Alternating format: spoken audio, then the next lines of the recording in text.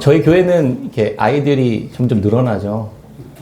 근데 올해 기사 보니까 전국의 초등학교 157개 학교가 그 초등학교 입학식을 못했대요. 입학생이 없는 거예요. 아기가 없습니다.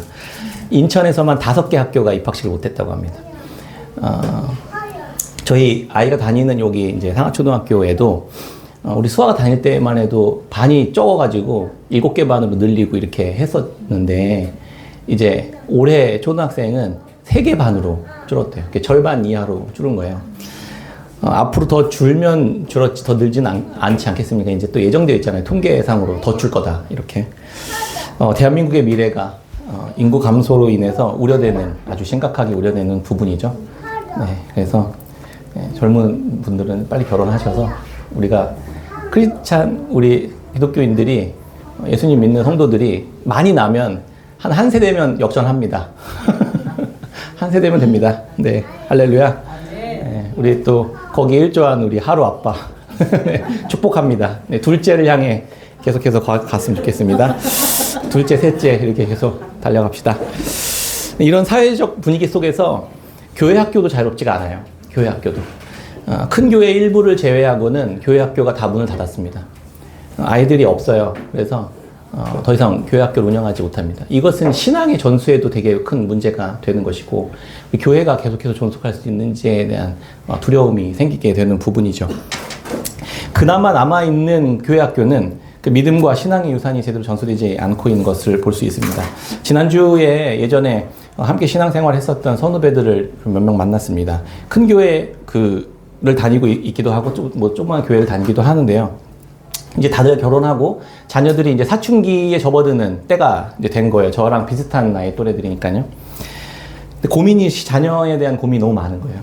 너무 많아요. 어릴 적 부모가 강제로 막 어렸을 때는 막 강제로 데려가잖아요. 앉아 있으라고 해서 앉아 있고 예배 드리라니까 드리는데 사춘기가 딱 들어서면서 나 이제 교회 안 갑니다. 내가 왜 교회에 가야 됩니까? 내가 왜 저 고리타분한 말씀을 계속 듣고 있어야 되고 뭔지 이해도 안 되는 저 재미도 없는 일들을 해야 됩니까? 이러면서 이제 반란이 시작되었다고 합니다. 그래서 부모님들이 너무 걱정이 많아진 거예요. 이거 어떻게 하면 좋을까? 그래서 막 어떻게 해야 될지 모르겠다고 이렇게 토로하는 이야기들을 들었습니다. 주변 친구들은 이제 아이들의 주변 친구들은 신앙생활하는 애들이 없으니까 나만 왜 이상한 이 낯선 신앙인으로 살아야 되는지 정체성은 계속 흔들리고 그거에 대한 이제 설득은 안 되고 이해도 안 되고 경험도 안 되니까 교회를 떠나는 일들이 이제 생기는 것입니다. 주변에 얼마나 아이들이 놀 것도 많고 즐길 것도 많습니까? 근데 이 자본주의와 기술 발전이 만들어낸 이 재미있는 것들이 넘쳐나는 시대에 교회에 와서 글을 읽고 이 말도 안 되는 이해도 안 되는 이 딱딱한 글들을 읽으면서 묵상을 해야 되고 이 신이라는 어떤 존재에 대해서 생각해야 되고 또 뭔가 낯선 이 기도를 해야 되고 이런 것들이 꼭 마치 어리석은 사람들이 좀 마음이 심약한 사람들이나 하는 그런 종교 행위 같은 일들을 내가 왜 해야 되는지 그렇게 생각하고 있다고 합니다. 이런 상황에서 말씀을 묵상한다는 것, 신앙을 가져야 한다는 것을 어떻게 우리가 도와줄 수 있을지 모르겠다고 그렇게 고민을 토로하는데 사실 저도 잘 모르겠더라고요. 어떻게 해야 될지. 다행히도 우리 이제 깨끗한 샘 교회에 저희 틴즈 저렇게 이제 벌써 한 3년째 평일에 말씀 묵상을 하고 있습니다. 우리 윤희와 수아가 지난번에 수련회 가가지고 이제 CCC 수련회 갔는데 순장 모임을 하고 있어요. 순장 교육을, 리더 교육을 받고 있습니다. 멋지지 않습니까? 저는 이제 당연히 아이들이 이렇게 따라와 주는 게 당연한 거라고 생각하고 있었는데 다른 분들의 이야기를 들으면서 같이 고민을 하게 됐어요.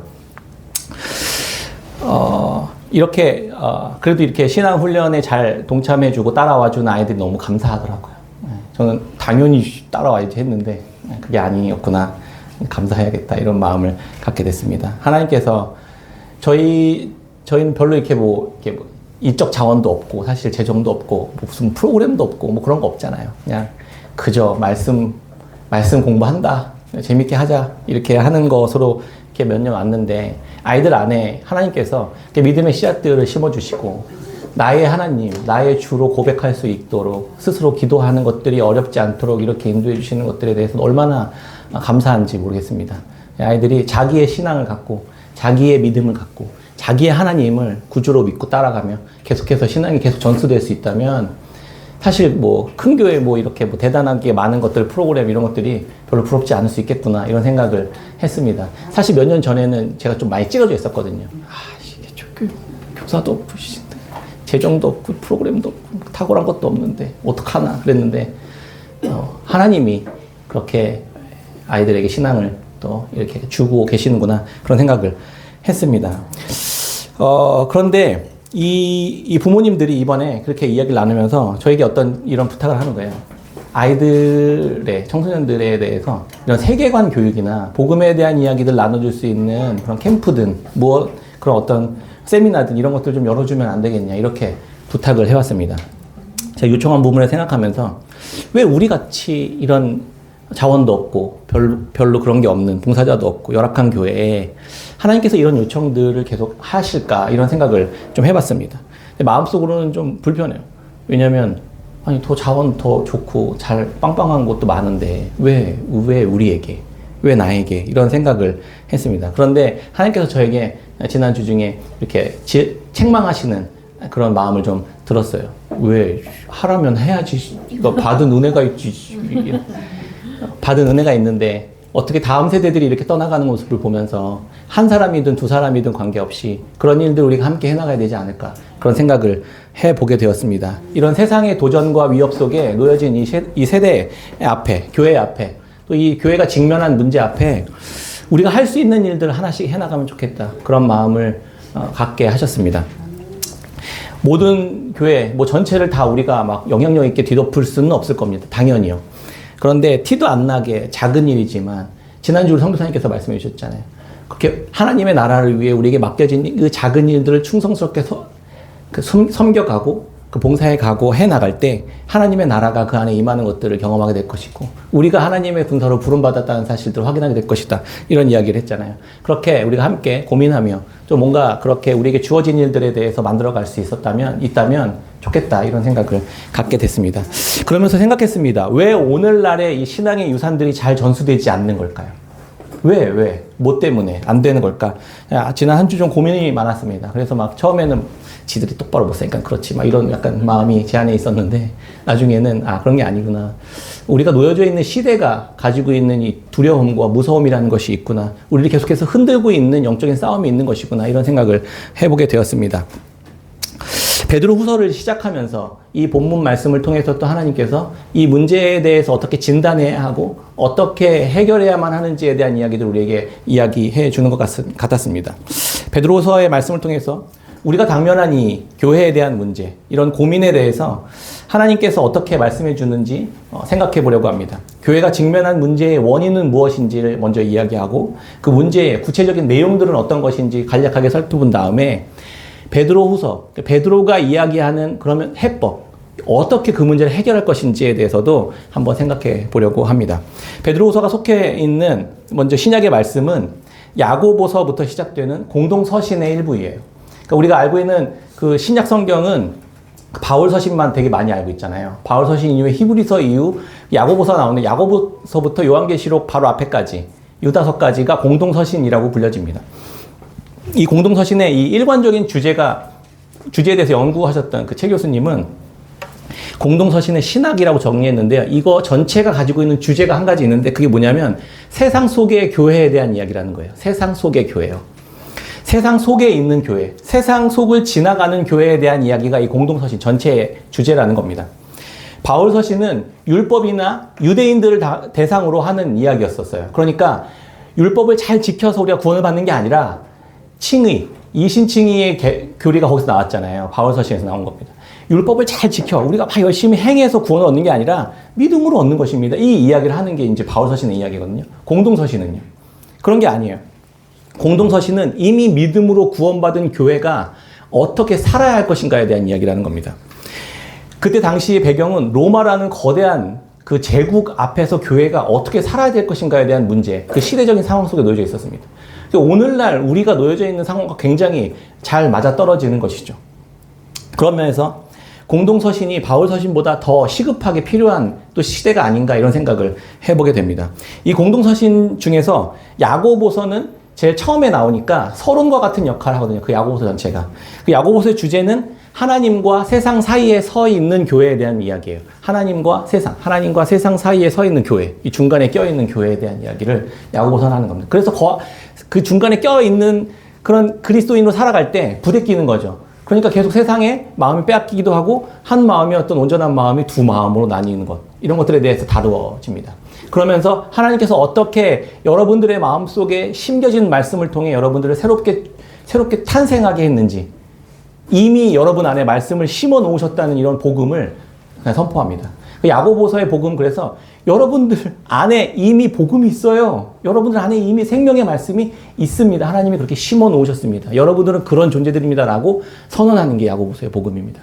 그래서 두 마음은 아니지 말고 말씀에 심겨진 대로 한 마음으로, 온전한 마음으로 하나님 앞에 살아가는 것이다. 이 이야기를 야고보서는 해주고 있는 것입니다. 그리고 베드로전서는 그 다음에 나옵니다. 베드로전서의 주제는 세상 속에 있는 교회, 세상 속에 놓여져 있는 교회. 그게 베드로전서의 주제입니다. 그래서 하나님께서는 말씀으로 여러분들을 낳으셨습니다. 이렇게 이야기해죠. 말씀으로 낳으셨습니다. 그리고 나서 교회된 여러분들을 세상 속에 보내신 것입니다. 이 이야기를 하는 거예요, 베드로전서는. 그래서 애굽에서 거대한 민족을 출애굽시키셔서 광야로 보내셨던 것처럼 교회는 예수 그리스도의 핏부림을 입어서 그 나라를 유업으로 받은 자들입니다. 그래서 세상에 속해 있는 그 교회를 출애굽시킨, 여러분을 세상에서 건지셨습니다. 이 이야기가 베드로전서의 이야기거든요. 그래서 여러분들은, 세상은 썩어지고 더럽고 허무한 나라가 세상이고, 그곳에서 썩지 않고 더럽지 않고 쇠하지 않는 나라인 하나님의 나라를 유업으로 여러분들을 받아서 출애굽된 자들입니다. 이런 이야기를 베드로전서는 하고 있는 것이죠. 언제 그런 얘기 했냐, 이렇게 표정으로 5주나 연속으로 계속해서 이 이야기를 했는데, 네, 그래서 제가 먹고 살 수 있는 겁니다. 베드로는 노아의 방주 이야기를 꺼냈잖아요. 그래서 노아의 방주, 세상은 심판받을 곳이고, 심판이 쏟아졌을 때 믿음으로 방주를 120년 동안 지었던 그 노아의 방주는 그 심판 위로 붕 떠올라서, 그 심판이라는 그 홍수 위를 둥둥 떠서 약속의 땅 가나안, 약속의 땅 아라랏산으로 이동해 가고 있는 여정, 이게 인생이다, 이게 삶이다, 이렇게 이야기했었잖아요.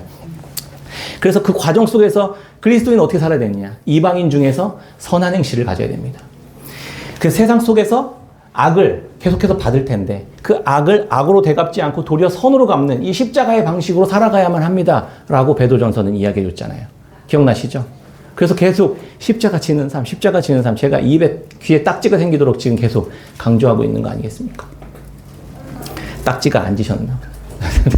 여유롭게 들으시는군요. 네. 십자가 지는 삶을, 그래서 가정에서는 남편과 아내의 관계 속에서 서로 십자가 지는 삶, 회사에서는, 직장에서는 종과 주인으로서 서로 십자가 지는 삶, 교회에서는 젊은 자와 나이 든 장로들 서로 십자가 지는 삶을 통해서 하나님의 나라를 이뤄가고 경험해가는 것이다. 이런 이야기를 함께 나누었습니다. 그게 베드로전서의 여기까지의 이야기였습니다. 세상 속에서 교회가 구원받은 백성으로 살아가고 드러나는 유일한 방식이 그래서 십자가 지는 삶인 것이다. 그게 구원받은 방주 안에 살아가는 자들의 삶의 모습이다. 이런 이야기를 계속 이야기 나눴습니다. 이제 베드로 후서입니다. 그럼 베드로 후서는 어떤 이야기냐? 세상 속에서 제사장 날의 역할, 성전의 역할들을 그렇게 십자가 지는 삶을 통해 살아낼 때 그 사명을 감당하도록 부름받은 교회가 십자가 지는 삶을 살아가는 그 과정 속에서 교회로 계속해서 물밀듯이 밀려 들어오는 세상의 그 풍랑들, 그 세상의 심판의 내용들, 그 세상에 속한 것들이 교회 안으로 스며 들어오는 것들, 그것에 대한 이야기입니다. 그걸 어떻게 경계할 것이며 어떻게 세상으로부터 우리를 보호하고 구별된 삶으로 살아갈 것인가에 대한 이야기를 해주고 있는 것입니다. 그래서 교회 속의 세상이에요. 베드로전서는 세상 속의 교회잖아요. 베드로후서는 교회 속의 세상에 대한 이야기를 하고 있는 것입니다. 우리 교회 속에 어떤 세상의 쓰나미들이 지금 몰려 들어왔고 어떻게 우리가 더럽혀졌는지에 대한 이야기를 하고 있는 것입니다. 노아가 40일간 쏟아진 그 세상의 심판 속에서 건짐을 이렇게 받았잖아요, 방주가. 그 구원의 여정을 통과하고 약속의 땅 아라랏을 향해 계속 이르는 것처럼 이 십자가의 길을 계속 걸어가면서 선한 양심의 삶을 살아내는 이 구원의 여정들을 살아가는 것이 우리들의 인생의 목적입니다. 우리가 이 땅을 살아가는 이유예요. 다른 게 아니라 하나님이 인도해 가시고 하나님이 시작하셨고 하나님이 인도해 가시고 하나님이 완성하실 것이라는 그 믿음 위에서 살아가는 거예요. 그러나 우리는 이 구원의 과정을 우리가 스스로 겪어내면서 통과해 가야만 합니다. 믿음으로요. 인생 여정을 통해 심판받은 세상 위를 둥둥 떠 있으면서 세상이라는 풍랑과 홍수의 물결은 계속해서 교회 안으로, 우리의 마음속으로 계속해서 밀려 들어올 것입니다. 우리를 계속 잠식시킬 것이고 우리를 하나님과 믿음으로부터 멀어지도록 유혹할 것입니다. 우리의 믿음을 흔들고 구원의 도착지에 이르지 못하도록 계속 방해하고 시험하고 유혹하는 과정을 계속 겪게 될 것이다. 이 싸움을 해나가야만 합니다. 그 이야기를 하고 있는 것입니다. 구원받은 교회가 그래서 세상으로 흩어져 들어갈 때 세상 속에서 십자가 지는 삶, 이것으로 살아야 하는 방식을 베드로전서는 알려줬다면 그렇게 살아가는 삶 속에서 십자가 지는 삶을 살아가는 그 씨름하는 그 상황 속에서 어느새 우리 안에 세상의 가치관과 문화와 그러한 방식과 기준들이 우리 안에 침범해 들어오게 될 것이다라는 것을 경고해주고 있는 것입니다. 어떻게 그것을 경계해야만 하며 어떻게 그것으로부터 우리가 분리되어서 하나님의 거룩한 교회로 구원받은 방주로 약속의 땅, 하나님의 계신 예수 그리스도께서 계신 보좌 우편에 우리가 앉을 수 있는가, 하나님의 나라로 이동해 갈 수 있는가에 대한 이야기를 해주고 있다는 것입니다. 오늘날 교회에서 사람들이 떠나가고 복음의 능력은 사라지고 세상이 더 가치 있고 더 매력적으로 보여집니다. 즐겁고 더 만족을 시켜줄 수 있는 것이라고 보여집니다. 그래서 사람들이 마음을 빼앗기고 삶도 빼앗기고 신앙도 빼앗기게 되는 것이죠. 이와 같은 세상이라는 바이러스에 교회와 우리들이 감염되어 있었던 것을 보게 해줍니다. 이 일들을 주도하는 이들이 있어요. 주도하는 이들이 거짓 선지자와 그리고 거짓 교사들이라고 베드로후서는 이야기합니다. 이게 2장부터 나와요. 베드로후서 2장부터 나와요. 교회에 침입해서 복음을 인정하는 것처럼 말하면서 동시에 세상의 것을 막 나눠요. 교묘히 암이 몸속에 퍼져가는 것처럼 그 세상에 속한 것들, 그것들이 더 좋은 것이고 매력적인 것이고 더 우리를 영원히 유익하게 해줄 수 있는 것이라고 속이는 그 거짓된 바이러스를 거짓 교사들과 거짓 선지자들이, 이들의 모습은 근데요, 되게 신앙인과 별 달라 보이지 않는다는 게 문제입니다. 바이러스가 침투하듯이 눈에 보이지 않는 것입니다. 이들의 모습이 어떻게 구체적으로 활동이 되는지에 대해서는 이제 다음 주에 같이 더 깊이 살펴보도록 하겠습니다. 우리는 다음 세대들이 잃어버린 이유가 저는 여기에 있다고 생각해요. 기독교 세계관 다 뺏기고 세상의 세계관과 가치관들이 우리 교회 안에 완전히 잠식되어 버린 것. 그러니까 당연히 교회의 매력, 우리가 가지고 있는 이 믿음과 신앙의 매력이 다 사라져 버린 것입니다. 교회에 있으나 세상에 있으나 오히려 세상이 더 좋은 게 많은 것처럼 느껴지니까 당연히 교회에 있을 이유가 없어지는 것이겠죠. 이게 본질입니다. 세상에 잠식되어 버린 것이 본질이에요. 복음보다, 말씀보다 세상이 더 사랑스럽고 더 매력적인 것입니다. 세상 속을 지나가는 교회가 세상 속에서 우리가 살아가지만 세상과 같아지지 않는 그런 구별된 거룩함을 보존하면서 그 믿음의 씨름들을 하며 가야 되는데, 사실 십자가 지는 이 삶이 녹록하지 않아요. 만만하지 않습니다. 생각보다 이게 뭐 그냥 조금 해볼 수 있는 그런 정도의 수준이 아니잖아요. 그러니까 다 걸려 넘어지는 거예요. 아, 이건 아니구나. 이렇게 해가지고는 안 되는구나. 이런 생각들을 하게 되는 것입니다. 심판의 바다 위를 지나는 노아의 방주. 그 위에서 구원을 받은 사람들이 이제 칭의의 튜브를 끼고, 지난번에 그런 얘기예요. 칭의의 튜브를 끼고 그 다음에 어떤 생각을 하냐면, 나 구원은 받았잖아요. 예수 믿고 천국 가는 티켓 얻었잖아요. 그러면 이제 그 다음에 심심하잖아요. 그러니까 칭의의 튜브를 딱 끼고 세상으로 뛰어드는 거예요. 그래서 열심히 그곳에서 누리고 즐기고 다시 칭의의 구원을 얻기 위로 방주 위로 올라오는 것이죠. 교회를 그렇게 활용하고 있는 겁니다. 그리스도인들이에요. 그럼 세상 사람들이 볼 때 어떨까요? 교회나 세상이나 뭐 다를 게 없는 거잖아요. 근데 너네들 할 거 다 하면서 구원은 받았다고 주장하니 얼마나 황당하고 얼마나 어이가 없겠습니까? 그리스도인들의 모습이, 교회의 모습이 지금 이렇다는 겁니다. 나는 마음껏 죄 지어도 그냥 용서받을 수 있어. 회개하면 돼. 이게 복음이 되어버렸잖아요. 그런 복음은 말씀에서 말씀하시는 그런 복음과는 전혀 관계가 없는 복음이라는 것을 우리는 꼭 기억해야만 하는 것입니다. 그러면 베드로후서는 어떻게 이 문제를 해결할까요? 베드로후서의 결론은, 베드로후서가 이런 이런 세상의 가치관, 문화 이런 것들이 쓰나미처럼 몰려 들어올 때 어떻게 대처해야 되는지, 교회가 가져야 할 이들의 정체성은 어떠해야만 하는지를 알려줍니다. 교회는 무엇을 위해 존재해야 하는지 이야기를 전해줍니다. 우리는 이 세상을 왜 살아갑니까? 우리가 세상과 다른 것은 또 무엇입니까? 이런 이야기들에 대해서 자신있게 이야기할 수 있는 그리스도인이 얼마나 될까요? 우리가 믿고 있는 바는 무엇이고, 나는 누구인가요? 나는 누굽니까 도대체? 이런 질문에 답을 할 수 있어야만 합니다. 그런데 베드로는 의외의 처방을 내려줍니다. 이 문제에 대해서. 의외의 처방. 베드로는 거짓 선지자들과 거짓 교사들과 맞서 싸우라는 이야기를 하지 않습니다. 그들을 내쫓아버리고 막 붙잡아서 같이 싸우고 씨름하고 그래서 우리의 거룩함을 지켜내고 이렇게 얘기하지 않고 도리어 신적 성품에 참여하라고 이야기합니다. 베드로서 1장 4절입니다. 같이 읽겠습니다. 베드로서 1장 4절입니다. 시작. 이로써 그 보배롭고 큰 약속을 우리에게 주사 이 약속으로 말미암아 너희가 정욕 때문에 세상에서 썩어질 것을 피하여 신성한 성품에 참여하는 자가 되게 하려 하셨느니라. 아멘. 썩어질 것과 정욕 때문에 이 세상에 썩어질 것을 피하여 이것을 그냥 피하고 도리어 더 에너지와 열정을 쏟아야 할 것은 신적 성품에 참여하는 일이라는 것입니다. 오히려 더 적극적으로요. 바쁘고 정신없죠. 분주하죠. 우선돼야 될 일들이 너무나도 많죠. 우리에게는요. 그것이 먼저가 아니고 우선이 아니라는 말입니다. 교회의 정체성과 구원받은 자들의 정체성의 우선은 예수 그리스도의 복음을 믿음으로 받아들인 자들은 그리스도의 신적 성품에 참여하는 일들에 집중하는 자들이 된다는 것입니다. 이것이 가장 시급하고 유일한 길이라고 베드로는 이야기해주고 있는 것입니다.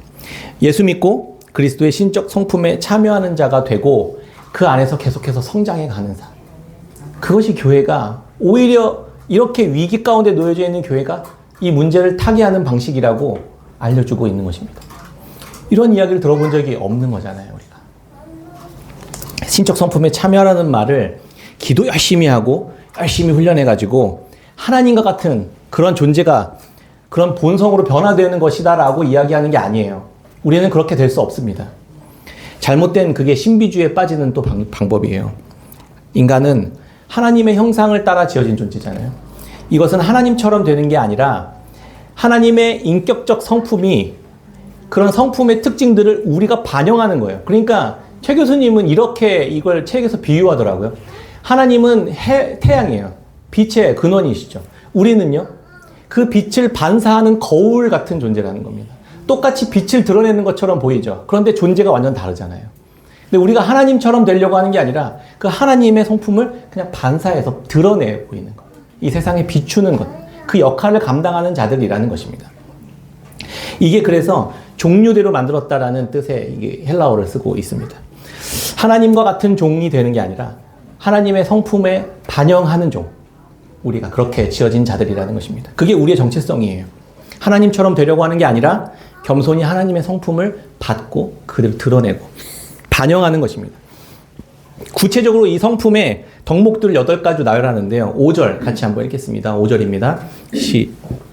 시작. 그러므로 너희가 더욱 힘써 믿음의 덕을, 덕의 지식을, 지식의 절제를, 절제의 인내를, 인내의 경건을, 경건의 형제 우애를, 형제 우애의 사랑을 더하라. 아멘. 이 8가지 덕목들이 생명과 경건에 속한 그 경건에 이르게 하는 모든 신적 능력을 다 갖게 하는 그 인격 안에 맺어야만 하는 열매라고 이야기하는 것입니다. 이것을 가져가면서 자라는 거예요. 이것이 우리 안에 장착되어지는 거예요. 이것이 열매에 맺어지는 겁니다. 이게 근데 서로 굉장히 깊은 연관성을 갖고 있거든요. 이것도 더 깊은 이 좀 구체적인 내용 다음에 또 이렇게 하도록 하고 간략하게 이 특징들에 대해서 몇 가지 이야기 드리겠습니다. 첫 번째는 이 8가지 덕목들이요. 점진적으로 발전합니다. 점진적으로요. 그러니까 믿음에서 시작해서 덕에서 지식, 지식에서 절제, 절제에서 인내 이렇게요. 하나씩 하나씩 점진적으로 발전해 가는 거예요. 그러니까 여러분은 어디 정도에 속해 있습니까? 믿음에서부터 어디 덕에 지식에 인내에 경건을 형제 우애 어디쯤 가 계십니까? 마치 노아의 방주를 믿음으로 시작해서 하나님의 사랑의 완성인 그 십자가와 부활을 통해 약속의 땅에 이르는 것처럼 이 8가지 경건을 통해 하나님의 약속에 이르게 되는 것입니다. 교회는 예수 그리스도와 그분의 십자가의 사랑에 대한 믿음에서 시작해서 십자가 지는 삶을 통해 이 8가지 신적 성품을 갖춰가는 거예요. 드러내가는 겁니다. 그걸 배워가는 겁니다. 그리고 그렇게 자라가는 겁니다. 우리 안에 그러니까 이 8가지 성품은 다 어디에 속한 것이죠? 예수 그리스도께 속한 성품이라는 것입니다. 우리 안에 예수 그리스도가 드러나게 된다는 것입니다. 점진적이고 발전적으로요. 두 번째는 믿음에서 시작해서 잘 보면 사랑으로 끝납니다. 믿음, 그리고 마지막은 사랑이에요. 그럼 중간은 뭐죠? 소망이죠. 믿음, 소망으로 이 여정을 이어가는 것입니다. 그리고 사랑에 이르게 되는 것이죠.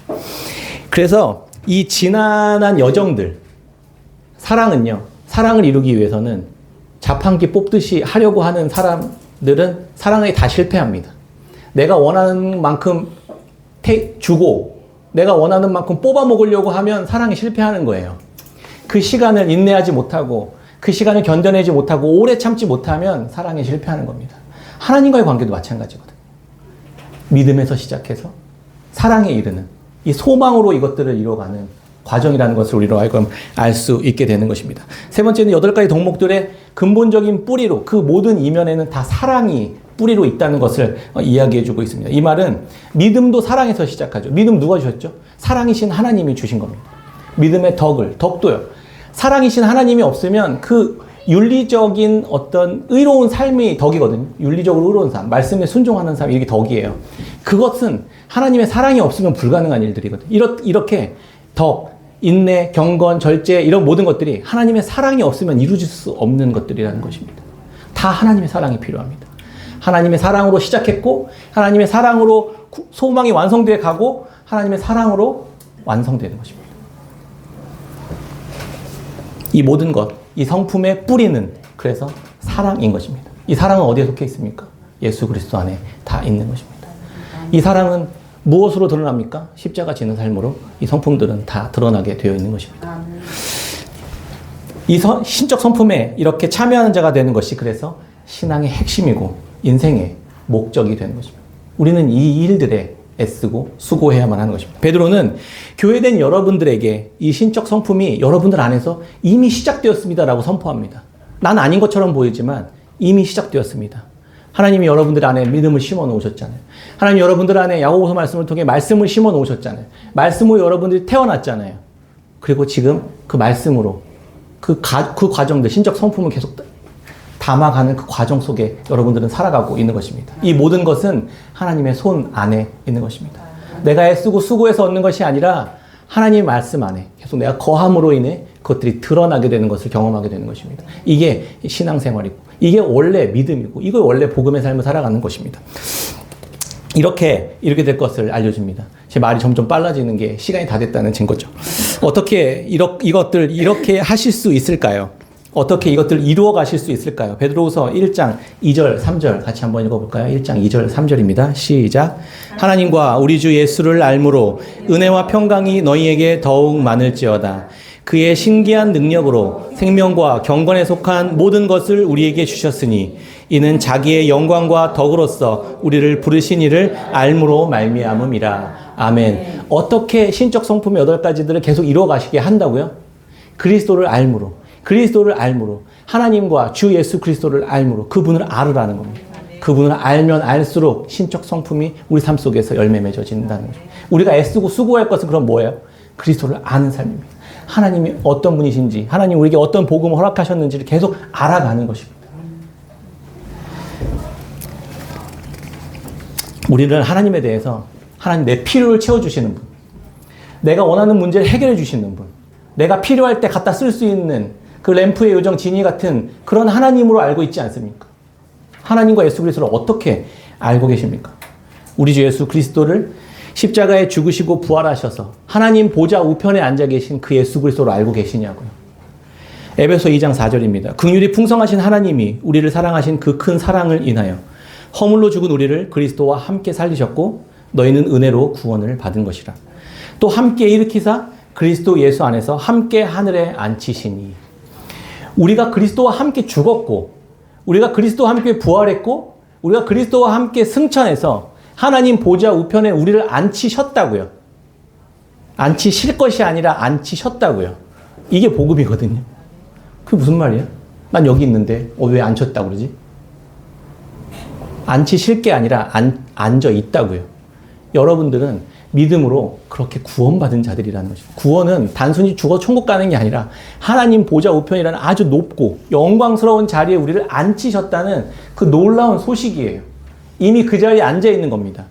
그러면 그 자리에 앉아 있는 사람은 어떻게 살까요? 하나님께서 어떻게 이 땅 가운데 오셨죠? 예수 그리스도께서 육신을 입어 이 땅 가운데 오셨어요. 어떻게 오실 수 있어요? 자기를 어떻게 낮출 수 있죠? 어떻게 십자가에 자기를 내어주기까지 복종하실 수 있었죠? 예수 그리스도가 하나님과 영원한 생명 가운데 절대 끊어지지 않을 것이라는 믿음과 확신, 그게 있었기 때문에 가능했던 일입니다. 왜 우리를 예수 그리스도와 함께 하나님 보좌 우편에 앉혀 놓으셨다고 말씀할까요? 우리는 모든 것을 다 얻은 자들이 되기 때문입니다. 하나님 안에서, 예수 그리스도 안에서 가장 높은 자리에 이미 앉아있는 자들이에요. 가장 영광스러운 자리에 이미 앉아있는 자들이라고요. 그렇기 때문에 십자가를 지는 삶을 따라갈 수 있게 된다는 것입니다. 모든 것을 다 가질 수 있다면 다 내려놓을 수 있는 것이죠.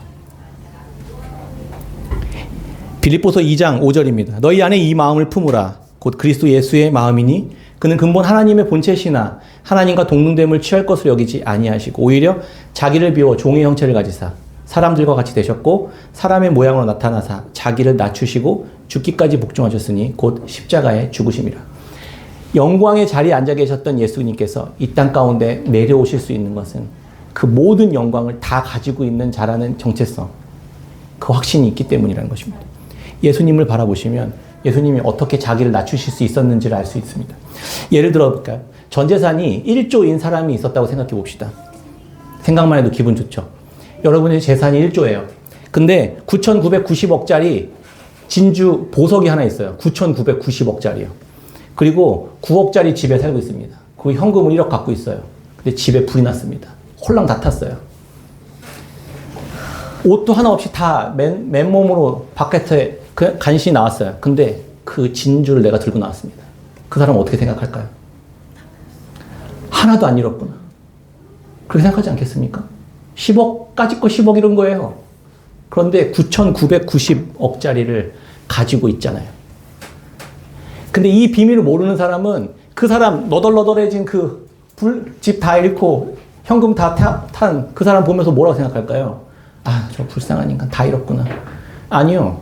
그 보화를 가진 사람은 무슨 생각을 합니까? 와, 하나도 안 잃었다, 이거. 예수님을 이 땅에서 믿는다는 의미가 이런 의미입니다. 예수 그리스도를 얻었잖아요. 이 땅에서 십자가 지면서 다 잃죠. 10억 잃은 거예요. 그렇게 바라볼 수 있겠습니까? 그러니까 자연스럽게 십자가를 기쁨으로 질 수 있는 거예요. 하나도 잃지 않기 때문에요. 영원한 생명. 예수 그리스도 안에서 보좌의 우편에 앉을 수 있는 그 영광스러운 그 보화를 얻었기 때문에 하나도 잃지 않는다고요. 이 땅에서는요. 그게 믿음으로 가질 수 있겠습니까? 그 복음의 능력을 볼 수 있겠습니까? 밭에 감추어진 보화를 발견한 사람. 제가 이 비유로 자주 우리 수아하고 이야기 많이 나누는데, 밭에 감추어진 보화를 발견했습니다. 내가 농부예요. 소작농이에요. 난 재산이 없어요. 근데 보화를 발견했잖아요. 그 사람의 삶은 어떻게 됩니까? 그 사람의 삶은 그 이후로 변해요. 변하지 말라고 해도 변해요. 덮어놓고 돌아가가지고 집을 다 팝니다. 재산도 없는데 그나마 있는 거 뭐 고물떡지 같은 컴퓨터도 팔고 스마트폰 다 팔아요. 왜 팔아요? 땅을 살려고요. 삶이 변하잖아요. 복음을 발견하면, 그 영광스러운 그 보화를 발견하면 삶이 변한다고요. 변하라고 해서 변합니까? 자연스럽게 변하잖아요. 그 영광을 얻기 위해서 내 삶을 바꾸잖아요. 그게 너무나도 값지다는 것을 보기 때문에요. 예수 그리스도를 믿는다는 건 그런 겁니다. 복음이라는 거는 이런 거예요. 내 삶이 변화라고 해서 이걸 내가 열심히 애쓰고 수고하고 땀 흘려서 이걸 얻는 게 아니라고요. 이미 우리 눈앞에 있는 예수 그리스도가, 그분과 함께 보좌 우편에 앉아있는 그 사실을 발견한 사람이 이 땅에서 십자가 지는 삶을 아무렇지 않게 여기면서 살아갈 수 있는 방식이 된다는 것입니다. 말씀을 맺겠습니다. 요즘 많은 아이들이 교회를 떠나고 신앙을 떠나고 믿음에서 멀어져 갑니다. 다음 세대들이 마음을 붙잡기 힘든 시절을 지나가고 있습니다. 베드로 사도는 우리에게 하나님과 주 예수 그리스도를 알아야 한다고 계속 이야기합니다. 왜 알아야 되냐고요. 9,990억짜리 보하기 때문에 그렇습니다. 계속 그걸 알아가라고요. 발견하라고 이야기해주고 있는 것입니다. 힘써 아는데 이것을 게으르지 않고 그로 인해 열매 없는 자가 되지 않도록 하기 위함입니다. 변합니다. 보화를 발견한 사람은 그 열매가 8가지 성품이 신적 성품 열매가 자연스럽게 맺힐 수밖에 없게 된다는 것입니다. 계속 알아갑시다. 예수 그리스도를 알아갑시다. 지난주 서건소형 가정에 태어난 하루가 또 오늘 이야기 마지막 주제로 나왔습니다.